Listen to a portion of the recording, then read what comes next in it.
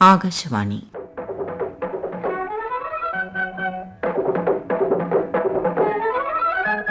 തിരുവനന്തപുരം പ്രാദേശിക വാർത്താ വിഭാഗം അവതരിപ്പിക്കുന്ന വാർത്താ തരംഗിണി.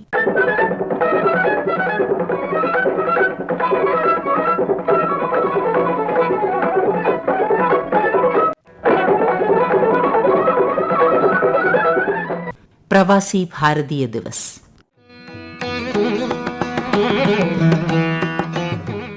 മനുഷ്യ പുരോഗതിയുടെ ചരിത്രം സൂക്ഷ്മമായി പരിശോധിക്കുമ്പോൾ തിരിച്ചറിയുന്ന ഒരു വസ്തുത കല, സാഹിത്യം, വിദ്യാഭ്യാസം, തൊഴിൽ എന്നീ വിഭാഗങ്ങൾ ഉൾപ്പെടെ കേരളത്തിന്റെ സർവ്വതോന്മുഖമായ വികസനത്തിന് പ്രവാസം വലിയ തുണയായി എന്നതാണ്. അറബിക്കടലിന്റെ തീരത്തുള്ള പ്രകൃതിരമണീയമായ നാടായതുകൊണ്ട് ലോകത്തിന്റെ നാനാഭാഗത്തു നിന്നും ഇന്ത്യയിലേക്കുള്ള പ്രവേശന കവാടമായി കേരളം മാറി. പ്രാചീന കാലങ്ങളിൽ ഗ്രീക്കുകാരും റോമക്കാരും ജൂതന്മാരും അറബികളും ചീനക്കാരും പോർച്ചുഗീസുകാരും ബ്രിട്ടീഷുകാരും വിവിധ കാലഘട്ടങ്ങളിൽ കേരളം സന്ദർശിക്കുകയും ഏറെക്കാലം ഇവിടെ ജീവിച്ച് പിന്നീട് കേരളം അവരുടെ അധീനതയിലേക്കാക്കുകയും ചെയ്തു. എന്നാൽ 19-ാം നൂറ്റാണ്ടിന്റെ അവസാനത്തോടെ കേരളത്തിന്റെ സാമൂഹിക ചിത്രം മാറുകയും കേരളീയരും ലോകത്തിന്റെ പല ഭാഗങ്ങളിലേക്കും ചേക്കേറുന്ന ഒരു അവസ്ഥ ഉണ്ടാവുകയും ചെയ്തു. ബർമ്മ, സിംഗപ്പൂർ, ശ്രീലങ്ക, മലേഷ്യ തുടങ്ങിയ രാജ്യങ്ങളിലേക്കായിരുന്നു ആദ്യഘട്ടത്തിൽ മലയാളികൾ കുടിയേറിയത്. പിന്നീട് കേരളത്തിൽ നിന്ന് ഇന്ത്യയുടെ തന്നെ മറ്റു മഹാനഗരങ്ങളായ ബോംബെ, മദ്രാസ്, കൽക്കട്ട, ഡൽഹി എന്നിവിടങ്ങളിലേക്ക് കുടിയേറ്റമുണ്ടായി. പല ഘട്ടങ്ങളിലായി നടന്ന കുടിയേറ്റ പരമ്പരകളിലൂടെ കേരളീയർ പ്രവാസികളുടെ വലിയ സമൂഹമായി മാറുകയും പതുക്കെ പതുക്കെ കേരളത്തിന്റെ ചെറിയ അതിരുകളെ ലംഘിച്ച് ലോകമെമ്പാടും പടർന്നു നിൽക്കുന്ന ഒരു വലിയ പ്രവാസ സമൂഹമായി കേരളീയർ രൂപാന്തരപ്പെടുകയും ചെയ്തു. നവകേരള നിർമ്മിതിയിലും പ്രവാസി സമൂഹം സജീവമായി ഇടപെടുന്നു. സാമൂഹിക പുരോഗതിയിൽ സ്തുത്യർഹമായ പങ്കുവഹിക്കുന്നു. ഗൾഫ് പ്രവാസം സാധ്യമായിരുന്നില്ലെങ്കിൽ കേരളം കടുത്ത സാമ്പത്തിക അരക്ഷിതാവസ്ഥ അനുഭവിക്കേണ്ടി വരുമായിരുന്നു. എന്നാൽ പിന്നീട് യൂറോപ്യൻ രാജ്യങ്ങളിലേക്കും മലയാളികൾ തൊഴിലിനും മികച്ച വിദ്യാഭ്യാസത്തിനും വേണ്ടി പോവുകയുണ്ടായി. പ്രവാസം മലയാളിയുടെ തൊഴിൽ, വിദ്യാഭ്യാസം, സംസ്കാരം, സാഹിത്യം അങ്ങനെ എല്ലാ മേഖലകളെയും പുതുക്കിപ്പണിയുകയും നഗരവും ഗ്രാമവും തമ്മിലുള്ള അതിർവരമ്പില്ലാതാക്കുകയും വികസനത്തിന് ഒരു മാർഗരേഖ ഉണ്ടാക്കുകയും ചെയ്തു. പ്രവാസി മലയാളികളാണ് കേരളത്തിന്റെ നട്ടെല്ല് എന്ന് വിശേഷിപ്പിക്കുന്നതിലും തെറ്റില്ല. പ്രവാസികൾ നമ്മുടെ നാടിന്റെ സാമ്പത്തിക, സാംസ്കാരിക, സാമൂഹിക രംഗങ്ങളിൽ നൽകുന്ന സംഭാവന എത്രയോ വലുതാണെന്ന തിരിച്ചറിവ് പ്രവാസികളുടെ പ്രശ്നങ്ങൾ മനസ്സിലാക്കുന്നതിലും അവർക്ക് വേണ്ട അംഗീകാരം നൽകുന്നതിലും ഭരണാധികാരികൾ തയ്യാറായി. അതിന്റെ സാക്ഷ്യപത്രമാണ് ഓരോ പ്രവാസി ഭാരതീയ ദിവസും. പ്രവാസി ഭാരതീയ ദിവസ് ആഘോഷിക്കാൻ തീരുമാനിച്ചത് LM സ്വിഗ്ഗിയുടെ അധ്യക്ഷതയിൽ ഇന്ത്യ ഗവൺമെന്റ് രൂപീകരിച്ച ഇന്ത്യൻ ഡയസ്പോറയെക്കുറിച്ചുള്ള ഉന്നതതല സമിതിയുടെ ശുപാർശകൾ പ്രകാരമാണ്. 2002 ജാനുവരി 8 ന്യൂഡൽഹിയിലെ വിജ്ഞാൻ ഭവനിൽ നടന്ന ഒരു പൊതുചടങ്ങിൽ അന്നത്തെ ഇന്ത്യൻ പ്രധാനമന്ത്രി ശ്രീ അടൽ ബിഹാരി വാജ്പേയി കമ്മിറ്റിയുടെ റിപ്പോർട്ട് സ്വീകരിക്കുകയും 2002 ജനുവരി 9 പ്രവാസി ഭാരതീയ ദിവസ് പ്രഖ്യാപിക്കുകയും ചെയ്തു. 1915 ജനുവരി 9 മഹാത്മാഗാന്ധി ദക്ഷിണാഫ്രിക്കയിൽ നിന്ന് ഇന്ത്യയിലേക്ക് മടങ്ങിയത്. ഈ ദിനത്തിന്റെ സ്മരണ നിലനിർത്താൻ കൂടിയാണ് ജനുവരി 9 പ്രവാസി ഭാരതീയ ദിവസായി ആഘോഷിക്കുന്നത്. 18ാമത് പ്രവാസി ഭാരതീയ ദിവസ് ആഘോഷങ്ങൾക്ക് ഇന്നലെ ഒഡീഷയിലെ ഭുവനേശ്വറിൽ തുടക്കമായി. യുവ പ്രവാസി ഭാരതീയ ദിവസ് പരിപാടിയോടെയാണ് 3 ദിവസത്തെ സമ്മേളനത്തിന് ഇന്നലെ തുടക്കമായത്.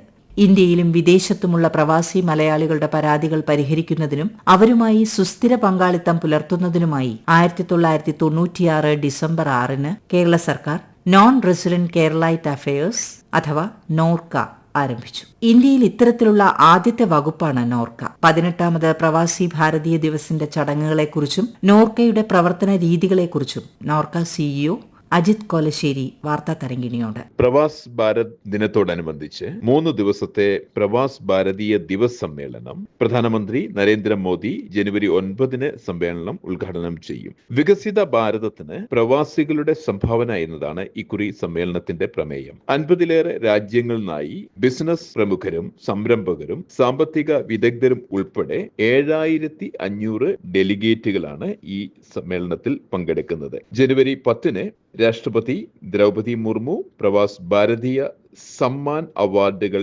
വിതരണം ചെയ്യും. ഈ വർഷം 27 പ്രവാസി പ്രമുഖർക്കാണ് വിവിധ മേഖലയിലുള്ള അവരുടെ പ്രവർത്തനങ്ങൾക്കും സേവനങ്ങൾക്കും പ്രവാസ് ഭാരത് പുരസ്കാരത്തിന് തിരഞ്ഞെടുക്കപ്പെട്ടിരിക്കും. കേരളത്തിന് പ്രവാസി സമൂഹത്തോടുള്ള കടപ്പാടിന്റെയും പ്രതിജ്ഞാബദ്ധതയുടെയും തെളിവാണ് പ്രവാസി ക്ഷേമത്തിനായി രാജ്യത്ത് തന്നെ ആദ്യമായി രൂപീകരിക്കപ്പെട്ട സ്ഥാപനമായ നോർക്കയുടെ പ്രവർത്തനം. ഇന്ന് നോർക്ക നടപ്പിലാക്കി വരുന്ന വിവിധ പ്രവാസി ക്ഷേമ പദ്ധതികളും പ്രവർത്തനങ്ങളും ദേശീയ തലത്തിൽ തന്നെ ശ്രദ്ധയാകർഷിക്കപ്പെട്ടിരിക്കുന്നു. പ്രവാസികളും പ്രവാസവുമായി ബന്ധപ്പെട്ടിട്ട് നിരവധി പ്രവർത്തനങ്ങളും പദ്ധതികളുമാണ് ഇന്ന് നോർക്ക ഏറ്റെടുത്ത് നടപ്പിലാക്കി വരുന്നത്. സാമൂഹിക സുരക്ഷാ പദ്ധതികൾ, പ്രവാസികൾക്ക് വേണ്ടിയുള്ള വിവിധ ഇൻഷുറൻസ് പദ്ധതികൾ, 24 മണിക്കൂറും പ്രവർത്തിക്കുന്ന കോൾ സെന്റർ സംവിധാനം ലോകമെങ്ങുമുള്ള പ്രവാസികളെ കേരളവുമായി കണക്ട് ചെയ്യുന്നു. ഇന്ന് കേരളത്തിലെ എല്ലാ അന്തർദേശീയ വിമാനത്താവളങ്ങളിലും നോർക്കയുടെ 24 മണിക്കൂറും പ്രവർത്തിക്കുന്ന ആംബുലൻസ് സഹായം ലഭ്യമാണ്. വിദേശ രാജ്യങ്ങളിൽ ഇന്ന് നോർക്കയുടെ സൗജന്യ നിയമ സഹായം പ്രവാസികൾക്ക് ലഭ്യമാണ്. കൂടാതെ തിരിച്ചുവന്ന പ്രവാസികൾക്കുള്ള പുനരധിവാസ പദ്ധതികൾ, സ്വാന്തന ചികിത്സാ ധനസഹായം, സുരക്ഷിതമായ കുടിയേറ്റ പ്രോത്സാഹന പദ്ധതികൾ ഇന്ന് നോർക്ക നടപ്പിലാക്കി വരുന്നു. ഇതുമായി ബന്ധപ്പെട്ട് വിദേശ ഭാഷ പഠനത്തിനു വേണ്ടി Norka institute of foreign languages തിരുവനന്തപുരത്തും കോഴിക്കോടും പ്രവർത്തിക്കുന്നു. സംസ്ഥാന തൊഴിൽ വകുപ്പിന് കീഴിൽ പ്രവർത്തിക്കുന്ന overseas development and promotion corporation അഥവാ ഒഡേപെക് വളരെയധികം സൗജന്യ സേവനങ്ങൾ സാധാരണക്കാർക്ക് വേണ്ടി ചെയ്യുന്നുണ്ട്. ഒഡേപെക്കിന്റെ പ്രവർത്തനങ്ങളെക്കുറിച്ച് ഒഡേപെക് ചെയർമാൻ KP അനിൽകുമാർ വാർത്താ തരംഗിണിയോട്. 1977 ഒക്ടോബർ മാസം 22-ാം തീയതിയാണ് ഈ ഒഡേപെക് എന്ന് പറയുന്ന സ്ഥാപനം നിലവിൽ വരുന്നത്. ഇന്ത്യയിലെ ആദ്യത്തെ ഒരു ഗവൺമെന്റ് അധീനതയിലുള്ള ഒരു റിക്രൂട്ട്മെന്റ് സ്ഥാപനമാണ് ഒഡേപെക്. ഒഡേപെക് എന്ന് പറയുന്ന സ്ഥാപനം Saudi Arabia, UAE, Oman, Qatar തുടങ്ങിയ രാജ്യങ്ങളിലേക്ക് മാത്രമാണ്, അതും നഴ്സുമാരെ മാത്രമായിരുന്നു ഈ കഴിഞ്ഞ 4 പതിറ്റാണ്ടുകൾ ജോലിക്ക് അയച്ചിരുന്നത് എങ്കിൽ അതിൽ നിന്ന് വിഭിന്നമായി യൂറോപ്യൻ രാജ്യങ്ങളായ UK, അയർലൻഡ് എന്നിവിടങ്ങളിൽ ഒഡേപെക് റിക്രൂട്ട്മെന്റ് നടത്തി വരുന്നു. അതോടൊപ്പം ജർമ്മനി, ബെൽജിയം, ഉസ്ബെക്കിസ്ഥാൻ, തുർക്കി, സൗത്ത് ആഫ്രിക്ക തുടങ്ങിയ രാജ്യങ്ങളിലേക്കെല്ലാം വിവിധ മേഖലകളിലേക്ക് എഞ്ചിനീയർമാർ, ടീച്ചർമാർ തുടങ്ങി റേഡിയോഗ്രാഫേഴ്സ് തുടങ്ങി സെക്യൂരിറ്റി ഗാർഡ്, ഡ്രൈവർമാർ വരെയുള്ള, അതായത് വൈറ്റ് കോളർ ജോബ് മാത്രം അല്ലാത്ത ബ്ലൂ കോളർ ജോബിലേക്കും ആളുകൾക്ക് ജോലി ലഭ്യമാക്കുന്ന ഒരു സംവിധാനം ഒഡേപെക് മുഖാന്തരം ചെയ്യുന്നു എന്ന്. ഒഡേപെക്കിന്റെ സേവനം പരിപൂർണമായി സൗജന്യമാണ്. 10ാം ക്ലാസ് വിദ്യാഭ്യാസ യോഗ്യതയുള്ള ഇംഗ്ലീഷ് പരിജ്ഞാനമുള്ള ആളുകൾക്ക് ദുബായ് പോർട്ടിൽ സെക്യൂരിറ്റി ഗാർഡായിട്ട് നിയമനം നൽകുന്നു.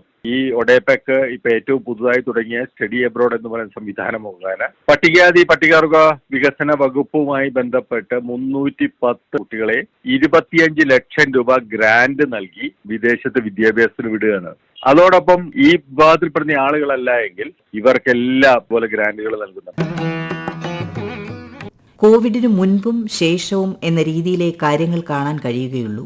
ഏറെ പ്രതീക്ഷകളോടെ US, UK തുടങ്ങിയ രാജ്യങ്ങളിൽ ഉപരിപഠനത്തിന് പോവുകയും അവിടെ സ്ഥിരതാമസമാക്കാൻ തയ്യാറാവുകയും ചെയ്യുന്നവർക്ക് ഇപ്പോൾ അത്ര സുഗമമായി പഠനവും തൊഴിലും കൊണ്ടുപോകാൻ കഴിയുന്നില്ല എന്നതാണ് സത്യം. കാനഡയിൽ നിന്ന് നന്ദു കൃഷ്ണൻ. എപ്പോഴും കാനഡ എന്ന് പറയുന്നത് നമ്മൾ നാട്ടിൽ നിന്ന് നോക്കുമ്പോൾ ഭയങ്കര ഫാൻസി രാജ്യമാണ്. ക്വാളിറ്റി ഓഫ് ലൈഫ് ഭയങ്കര നല്ലതായിരിക്കും. ഇവിടെ ഭയങ്കര മൾട്ടി കൾച്ചറലാണ്, ഭയങ്കര ഇൻക്ലൂസീവ് സൊസൈറ്റിയാണ്. പിന്നെ മെയിനായിട്ട് പറയാന്ന് വെച്ചാൽ ഇവിടെ ഹെൽത്ത് കെയർ സിസ്റ്റം ഭയങ്കര പ്രോമിനന്റ് ആണ്. നമുക്ക് ഫ്രീ ആണ് ഇവിടെ എല്ലാവർക്കും. ഇവിടെ സിറ്റീസിനായിട്ടുള്ളവർക്കും സ്റ്റുഡൻസിനായിട്ടുള്ളവർക്കും വയസ്സായ ആൾക്കാർക്കും ഇവിടെ കെയർ ഹോമും കാര്യങ്ങളെല്ലാം ഫ്രീ ആണ്. എഡ്യൂക്കേഷൻ എന്ന് പറയുമ്പോൾ ഇവിടുത്തെ യൂണിവേഴ്സിറ്റീസ് വേൾഡ് ക്ലാസ് ആണ്. It's so beautiful. ലൈക്ക് സീനറിയും ഔട്ട്ഡോർ ലൈഫ് സ്റ്റൈലെല്ലാം ഭയങ്കര നല്ലതാണ്. പ്രോഗ്രസീവ് വാല്യൂ ഉണ്ട്, ഇക്വാലിറ്റി ഉണ്ട്, എക്കണോമിക് ആൻഡ് പൊളിറ്റിക്കൽ എൻവയോൺമെന്റ് ഭയങ്കര സ്റ്റേബിൾ ആയിരുന്നു, ഭയങ്കര നല്ലതായിരുന്നു.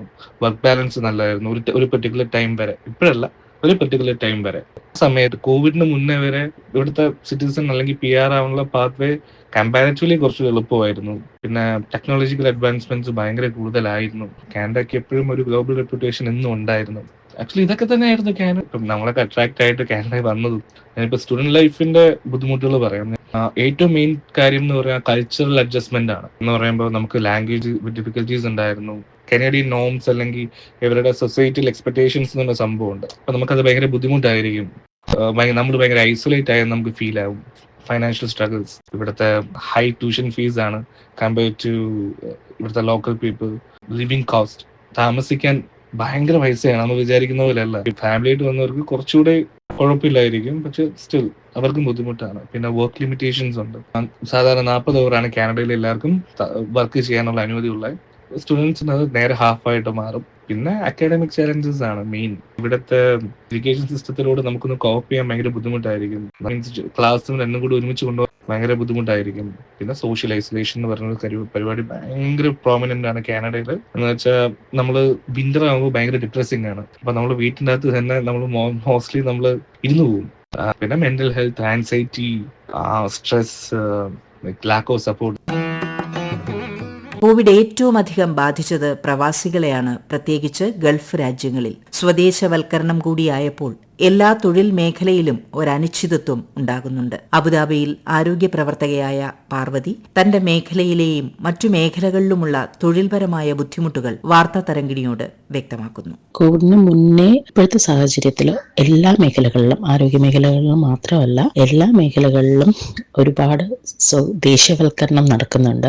അതുകൊണ്ട് തന്നെ അതിൽ ഏറ്റവും കൂടുതലും ബുദ്ധിമുട്ട് അനുഭവിക്കുന്നത് നമ്മുടെ ഇന്ത്യക്കാരാണ്. കാരണം നമുക്കറിയാവുന്നതാണ്, നമ്മുടെ ഇന്ത്യക്കാരെ ഏറ്റവും കൂടുതലും വന്ന് ജോലി തേടി ജീവിക്കുന്ന സ്ഥലം എന്ന് പറഞ്ഞാൽ ഗൾഫാണ്. അപ്പോൾ ഇവിടെ അവര് ഏറ്റവും കൂടുതൽ സ്വദേശവൽക്കരണം നമ്മുടെ ഇന്ത്യക്കാർക്ക് തന്നെയാണ് ഇവിടെ തൊഴിലില്ലാതെ ആവുന്നത്. അതുകൊണ്ട് നമ്മൾ ഒത്തിരി പേര് ഇവിടെ, അതും 10-11 വർഷത്തിൽ കൂടുതൽ ഇവിടെ ജോലി ചെയ്തിരുന്നവര്, ഇവിടെ കുടുംബമായിട്ട് ജീവിച്ചിരുന്നവര്, അതെല്ലാം ഉപേക്ഷിച്ച് നാട്ടിലേക്ക് തിരിച്ചു വരേണ്ട ഒരു അവസ്ഥയാണ്. ഇപ്പൊ ആരോഗ്യ മേഖല എടുക്കുകയാണെങ്കിൽ പണ്ട് നല്ല രീതിക്ക് നമുക്ക് ശമ്പളങ്ങൾ കിട്ടിക്കൊണ്ടിരുന്ന സ്ഥലത്ത് നമ്മുടെ ശമ്പളം അവര് വളരെ ഇതായിട്ട് കുറയ്ക്കുകയും പകരം സ്വദേശികൾക്ക് ശമ്പളം നമുക്കുള്ളതിനേക്കാളും കൂടുതൽ കൊടുക്കുകയും, ഇപ്പൊ നമ്മൾ കുടുംബമായിട്ട് ജീവിച്ചിരുന്നവരെല്ലാം തന്നെ ജോലിയില്ലാതെ നമുക്ക് നാട്ടിൽ തിരിച്ചു വരാൻ പറ്റില്ല. അപ്പോൾ ചെയ്യുന്നത് എന്താണെന്ന് വെച്ചാൽ കുടുംബത്തിന് മുഴുവൻ നാട്ടിലേക്ക് തിരിച്ചു വിട്ടിട്ട് നിൽക്കേണ്ട അങ്ങനെ ഒരു അവസ്ഥ വരുവാണ്. അപ്പോൾ ഒരുപാട് പേര് UAE വിട്ടിട്ട് മറ്റു രാജ്യങ്ങളിൽ, യൂറോപ്യൻ രാജ്യങ്ങളിലും അങ്ങനെയുള്ള സ്ഥലങ്ങളിലും പോകാനായിട്ടുള്ള ശ്രമം നടത്തുന്നതും അങ്ങോട്ടേക്ക് ചേക്കേറുന്നതും. ഇവിടത്തെ വെച്ച് നോക്കുകയാണെന്നുണ്ടെങ്കിൽ അവിടെ ചെലവ് കൂടുതലാണ്. നമുക്ക് നാട്ടിലേക്ക് ചിലപ്പം പൈസ ഇടാൻ പറ്റില്ലായിരിക്കാം, പക്ഷെ നമുക്ക് നമ്മുടെ കുടുംബത്തോടു കൂടി ഒരുമിച്ച് നിൽക്കാൻ പറ്റും. ഇവിടെ അങ്ങനെയല്ല. ഇവിടെ നമുക്ക് ഇപ്പോൾ ഫ്രഷേഴ്സിനെ ഇങ്ങോട്ടേക്ക് വിളിക്കുന്നത് നമ്മൾ ജോലി ചെയ്തുകൊണ്ടിരിക്കുന്നതിനേക്കാളും വളരെ കുറച്ച് സാലറിയിലാണ് അവരിങ്ങോട്ടേക്ക് കൊണ്ടുവരുന്നത്. പ്രവാസ ജീവിതം ഏറെ ദുഷ്കരമായ ഈ കാലത്തും തന്റെ നാട്ടിന് പ്രവാസ ജീവിതം എങ്ങനെ പ്രയോജനപ്പെടുത്താം എന്ന് പറയുകയാണ് കാനഡയിൽ നിന്ന് ആഷ്ബിൻ. സ്റ്റുഡൻറ് ലൈഫിനെ പറ്റി പറയുകയാണെങ്കിൽ ഇപ്പോൾ ഇന്ത്യയിൽ നിന്നോ അല്ലെങ്കിൽ മറ്റൊരു ഫോറിൻ കൺട്രിയിൽ നിന്നോ സ്റ്റുഡൻ്റ് ആയിട്ട് വരുമ്പോൾ നേരിടുന്ന ഏറ്റവും പ്രധാനപ്പെട്ട വെല്ലുവിളികൾ എന്ന് എനിക്ക് തോന്നിയിട്ടുള്ളത് 2 കാര്യങ്ങളാണ്. ഒന്ന്, ഇവിടുത്തെ ഉയർന്ന ജീവിത ചെലവ്. അതുപോലെ തന്നെ ഇവിടുത്തെ ട്യൂഷൻ ഫീസ് ഇന്റർനാഷണൽ സ്റ്റുഡൻസിന് വളരെ ഹൈ ആണ്. പ്രധാനപ്പെട്ട വെല്ലുവിളി ഇവിടുത്തെ കാലാവസ്ഥയാണ്. ഇപ്പോൾ വിന്ററിൽ നാട്ടിൽ നിന്ന് ആദ്യമായിട്ട് വരുന്നൊരു വ്യക്തി ഇവിടെ വന്നിറങ്ങുമ്പം ചിലപ്പോൾ ഇവിടെ -15, -30 ഈ ഒരു തരത്തിലായിരിക്കാം ഇവിടുത്തെ വെതർ. അത് നമുക്ക് വലിയൊരു ഫിസിക്കലി അതൊരു ഷോക്കായിരിക്കും. നമ്മുടെ ബോഡി പെട്ടെന്ന് ഒരു -15-20 വരുമ്പോൾ ഉള്ള ബുദ്ധിമുട്ടുണ്ടാകും. അപ്പം വെതർ എല്ലാ വർഷവും 4-5 മാസം ഈ ഒരു സ്ഥിതിവിശേഷമാണ് കാനഡയിലുള്ളത്.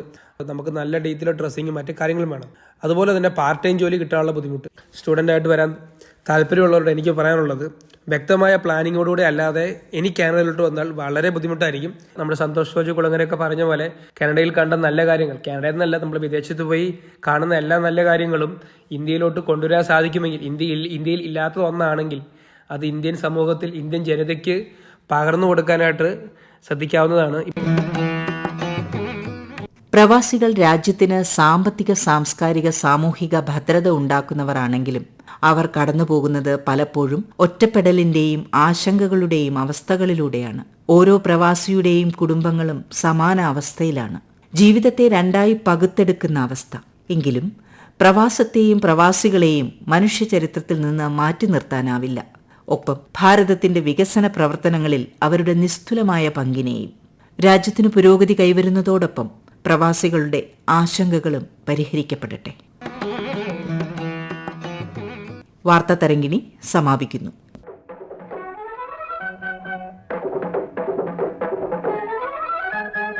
ഏകോപനം മയൂഷ AM. തയ്യാറാക്കി അവതരിപ്പിച്ചത് ശ്രീലത VS.